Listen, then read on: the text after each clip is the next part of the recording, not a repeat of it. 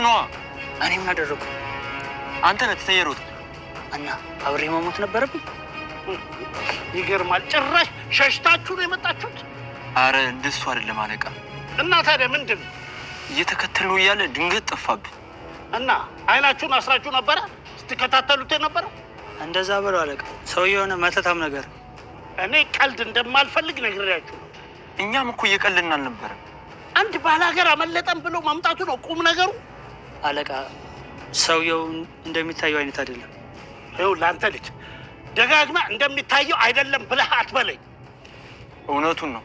ሰውየው ቀላል አልነበረም። እባክህ አለ የት ሄዳል? እሺ አሊስ?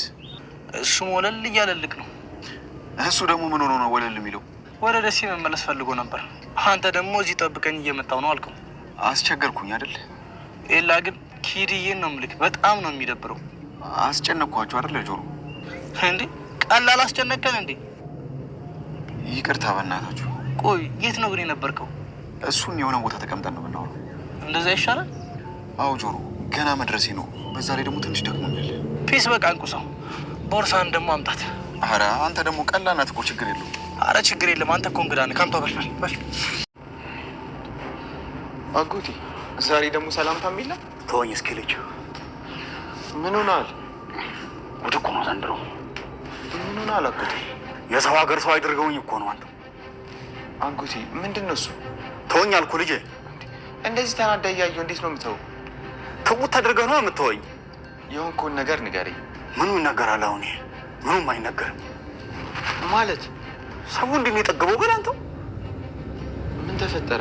እኔ ሀገር ሰላም ነው ብዬ ከተማውን ሶዞር ቆይቼ ወደ ቤት እመጣልሃለሁ። እሺ ከያ በኋላማ እንደው ተመሬት ተነስቶ ትከሻዬን ከበደኝ። ለምን? እኔስ ጉዱን ያወቅኩት ዘግይቼ ኖሯል። አንተው አጎቴ ምንድን ነው ጉዱ? እነግርሃለሁ። እየጠበቅኩ እኮ ነው። አሁን ድርጅቱ ጥሩ ሁኔታ ላይ አይደለም። ድርጅቱ ምን ሆነ? ደንበኞቻችንን ተመሳሳይ ምርት የሚያመርት ሌላ ድርጅት እየወሰደብን። እንዴት ማለት? እሱ እኮ ነው እኔንም እያበሳጨኛለሁ። አልገባኝም። ሚስጥራችንን ከእኛ ድርጅት አውጥተው ለሌላ ድርጅት የሚሰጡ ሰራተኞች አሉ። ምን? ለምን እንደዚህ እንደሚያደርጉማ የሚያውቁት ራሳቸው ናቸው። የሚያደርጉ ሰራተኞች ታውቀዋል? እኔን እኮ ያበሳጨኝ ይሄ ነው። ማንም ሰላም ለእናንተ ይሁን። የደ ቻናላችን ቤተሰቦች በያላችሁበት ሰላማችሁ ይብዛ። እንዴት ናችሁ? እንኳን ወደ ቻናላችን በሰላም መጣችሁ። ለዚህ ቻናል አዲስ የሆናችሁ ሰብስክራይብ፣ ሼር አድርጉ። ስለምታበረታቱን እጅግ በጣም እናመሰግናለን። ኖላዊ ድራማም ዛሬም እንደተለመደው ዘንላችሁ መተናል። አቶ በቃሉና ወይዘሮ ሜላት እንግዲህ እንደሚታወቀው ልጃቸው ድሮ በዚህ ማንነታቸውን ሳይተዋወቁ ልጆቻቸው ቤተሰቦቻችን አናስተዋውቅም ብለው እንግዲህ በራሳቸው መንገድ ተዋደው ለጋብቻ ደርሰዋል። በዚህ ምክንያት ወይዘሮ ሜላትና አቶ በቃሉ አያውቅም። በዚህ በኩል ደግሞ አጎታቸውን ማለትም የአቶ መስፍንን ወንድም ለመግደል አቶ በቃሉ የሄደበት ርቀት አልተሳካለትም። እሱ አምልጧቸዋል ማለት ነው። ልጆቹንም እንዴት ያመልጣቸዋል? እንዴት ሁለት ሆናችሁ ሄዳችሁ ሽጉጥ ይዛችሁ እንዴት ያመልጣችኋል? እያለ ተናዶ እየጮህባቸው ነበር። ነገር ግን ይሄ ስህተቱ እንግዲህ ወይዘሮ ሜላት እንድትነቃበት አድርጎታል። ያው እሱ ውስጥ ለውስጥ ነበር ስራውን እየሰራ የሚገኘው ማለት ነው። የሜላትን ድርጅት በማተራመስና የሷን ድርጅት ኪሳራ ውስጥ በመክተት ውስጥ ነበረ እስካሁን ሳይታወቅበት የነበረው። የሜላትን ጥርጣሬ እንግዲህ ይፋ ያወጣበት ነው። ምክንያቱም ወይዘሮ ሜላት ጥርጣሬ ብቻ ነው የነበራት። በዚህ ምክንያት ከአቶ መስፍን ጋር እየተከታተሉት ነበር። ነገር ግን አልደረሱበትም።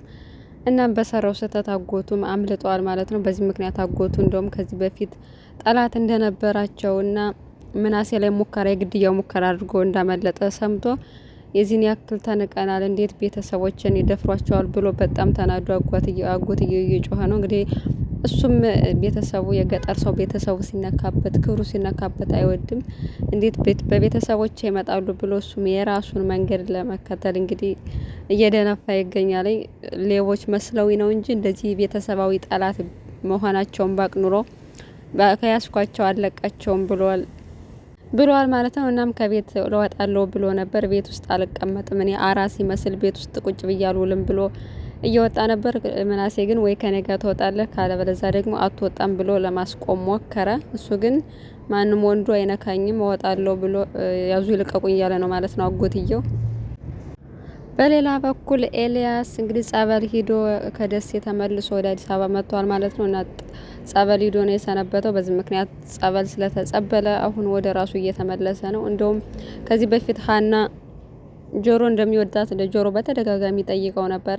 እሱ ግን ለሱ ብሎ ጆሮ አንተንም ተወዳትን ሴት ላፈቅራት አይገባም ብሎ ስላሰበ በዛ ምክንያት ትቶለት ነበር። እሱ ግን ያን ሁሉ ነገር እያስተዋለ ስለነበር እኔ ራስ ወዳዱኝ ነው እንጂ አንተ ሀናን እንደምትወዳት እያወቅኩ ነበር፣ ግን ራስ ወዳድኩ ስለሆንኩ ነውና አንተ በጣም ጥሩ ልብ ያለህ ልጅ ነህ ብሎ በዚህ አጋጣሚ እንደውም ጆሮንም እያደነቀው ነበር። እኔ አንተ ሳትመጣ ነው የወደድኳተኝ፣ አንተ እያለ ቢሆን ኑሮ ጭራሽ አልወዳትም ነበር እየተባባሉ እንግዲህ ሀኒቾም እናቷ የሀኒቾ እናት ልታገኝ ትፈልጋለች። ምክንያቱም ሀኒቾ በጣም እንደምታስብልህ እና ምን ያህል እንደምታስብለት ማሳየት ትፈልጋለሁ ብላ ስላለች ወይዘሮ ሜላት ለማግኘት የሞከረችው። እሱ ግን ከዚህ በኋላ በሀኒ ርዕስ ጉዳይ ዘግቸው ወደ ራሴ ተመልሻለሁ እና እናቴንም ያለዋት ቀሪ ሀብቷ እኔ እናቴን ከዚህ በኋላ ደስተኛ ሆኜ ራሴንም ስራ እየሰራው መኖር ነው የምፈልገው ብሎ ደምድሟል ማለት ነውና ያው ራሴን አጠፋለሁ እያለ ብዙዎችን ጓደኞችንም እያስጨነቀ ነበር። አሁን ግን ወደ ቀልቡ ተመልሷል። ደስ የሚለው ነገር ኤልያስ ማለት ነው።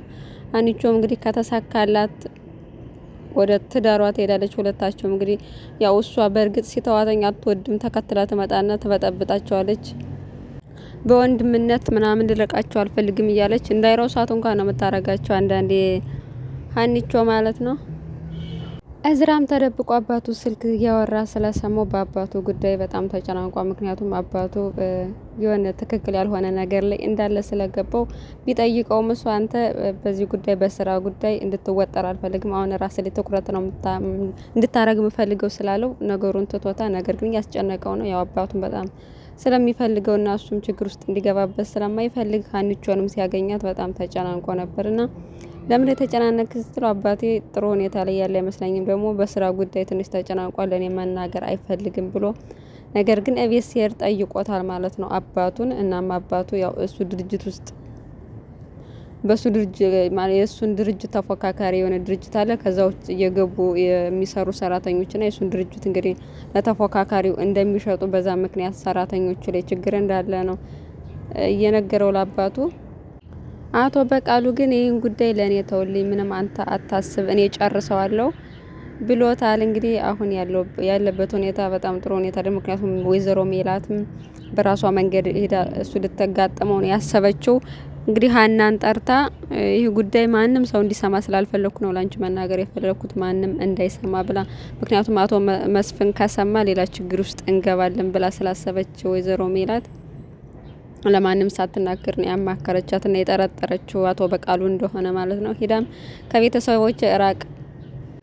ከቤተሰቦችና ከመወዳቸው ሰዎች ራቅ፣ ካለበለዚያ እኔ እናንተ በጣም ከባድ ችግር ውስጥ እንገባለን። ስለምትዩ ነገር ምንም ማቀው ነገር የለኝም፣ ስለዚህ መተሽ እኔ ላይ አትደንፊብኝ ብሎ፣ እሷ ግን ትክክል ናት። እንደ ባሏ ነፈዝ አይደለችም፣ ታውቃለች ማንን መጠርጠር እንዳለባት። እና ሄዳ ጆሮውን ይዘዋለች ማለት ነው። አቶ በቃሉንማ በጣም ትልቅ ችግር ውስጥ እንደሚገባና ቤተሰቦቿንም ሆነ ድርጅቷን ከሱ አካባቢ እንድርቅ አስጠንቅቀዋለች። እሱም ደግሞ ማነገራት ብሎ ገርሞታል እና ጥርጣሬዋም ትክክል ነው። ሄዶ ትክክል ቦታ ላይ ነው የወደቀው። ያው ከለሱ ውጭ ሌላ ጠላት እንደሌላ ስለምታውቅ ማለት ነው። እና የሴት ጀግና ናት፣ ብቻዋን ታንቀጠቅጠዋለች ወይዘሮ ሜላት።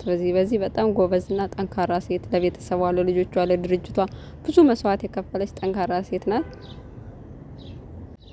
ምክንያቱም በቤተሰቦቿ ድርድር አታውቅም። ከዚህ በፊትም ምናሴ ላይ ጥይት የተደቀነበት ጊዜ ሌላ ሰው መስሏት ነው እንጂ እና ባዩሽ ነው የመሰለቻት። ባዩሽ ነው ልጅ ልታስገድለው የነበረችው ብላ የጠረጠረችው እንጂ እሱ መሆኑን ብታውቅ ኖሮ አትለቀውም ነበር። አሁን ላይ ግን እርግጠኛ ከሁሉም ነገር ጀርባ ያለው አቶ በቃሉ ነው ብላ ስላመነች እንግዲህ ከባሏ ተደብቃ ብቻዋ ልትጋፈጠው ነው ማለት ነው። በዚህ በኩል ደግሞ የልጇ ባል ቤተሰብ ናቸው።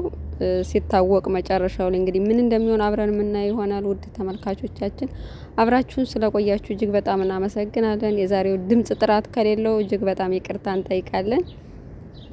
እናመሰግናለን። በያላችሁበት ሰላማችሁ ብዝት ይበልን።